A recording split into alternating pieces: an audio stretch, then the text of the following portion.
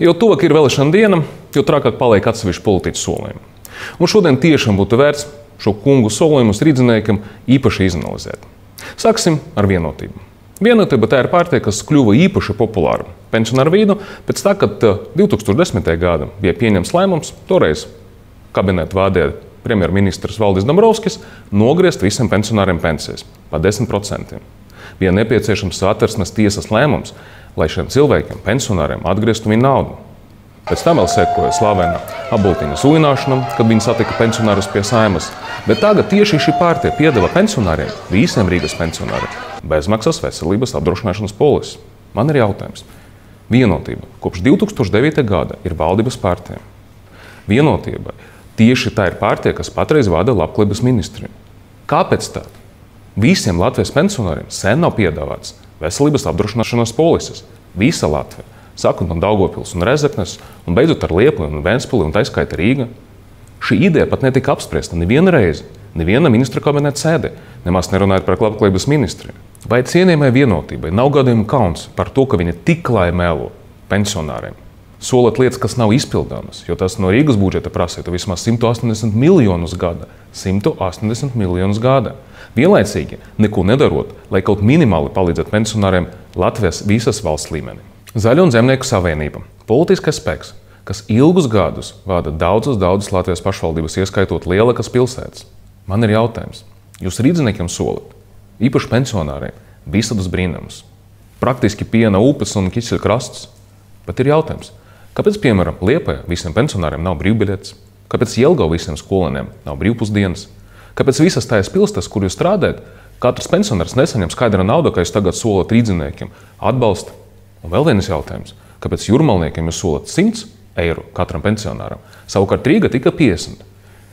Kas ir noticis ar Trukšņa kunga kapacitāti, salīdzinot ar jūsu galveno kandidātu šeit Rīga, Krauzes kungu? Jautājums. Vai tiešām jums var ticēt, ņemot vērā, ka visu to, ko jūs solat Rīgā, neviens no tiem solījumiem jūsu pārvaldīties pilsētas vēl joprojām nav izpildīts? Vēl viens ļoti aktīvs kandidāts – Mārtiņš Bondars, kas kādreiz vadīja izaktu Latvijas Krājbanku. Un par viņu lomu, ja mēs runājam par to, kas ir noticis pēc tam ar banku, ļoti labi liecina tiesas materiālā no Lielbritānijas, kur ir skaidri pateikts, vismaz 2 darījumi no tiem, kas pēc tam noveda līdz bankas bankrotam, notika tajā laikā, kad tieši Bondars vadīja šo banku. Un šajā situācijā man ir jautājums, vai Mārtiņš Bondars ir zāglis, vai viņš vienkārši ir izkartne, jo viņš bija paņemts strādāt šai bankai tikai pateicoties savai frizūrai.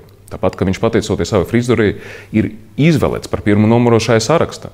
Neskatoties uz to, ka viņa tuvākie partneri no saraksta, kā piemēram Puces kungs, atklāti publiski saka, ka Bondars noteikti nav labākais variants, bet viņš labi izskatās.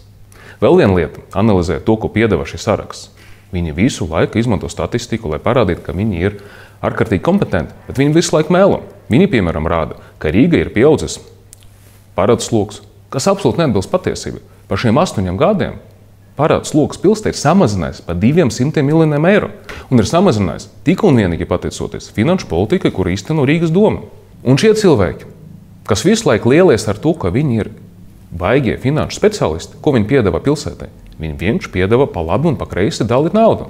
Praktiski 1:1, kā tu darīji kādreiz Zigeris, dalot pa labi un pa kreisi banānus. Kāda ir atšķirība starp Zigerista banāniem un Mārtiņa Bondara solījumiem? Un runāsim atklāta valoda, kad šīs 3 partijas, kad šie 3 politiskie spēki sola vienlaicīgi samazināt visus nodokļus, ievest visas iespējamas atlaides un paralēli pēc būtības pieckaršot sociālo atbalstu, tas vienkārši nav iespējams. Matemātika nelimies kopā. Toties nav nekāda jautājuma par tādu politisku spēku, kā Nacionālā apvienība. Viņi ļoti skaidri sola slēgt Krievu bērndārzus un nojaukt uzvaras pieminekli. Un šeit ir jāsaprot, ka šīs politisks spēks ir otrais populārākais aiz Saskaņas un Godskalpa Rīgai. Un tas nozīmē, ja mēs šajās vēlēšanās neuzvarēsim, tad nākamais Rīgas domes priekšsēdētājs būs tieši no Nacionālās apvienības ar visam izritējušam sekam. Un šo vajadzētu saprast katram, kas piedalīsies, vai domā nepiedalīties vēlēšanās 3. datumā. Un tas nozīmē, ka katrs, kas paliks 3. jūnijā mājās, atdos savu balsi vai nu par Vienotību, vai par ZZS, vai par visiem bondariem ar visiem nerealizējumiem solījumiem, vai par mēru no Nacionālās apvienības. Nedrīkst 3. jūnijā palikt mājās. 3. jūnijā mēs lemsim par to, kas notiks ar mūsu pilsētu nākamais 4 gadus. Šis ir ļoti atbildīgs solis un šī ir ļoti atbildīga diena. Nepalieciet mājās!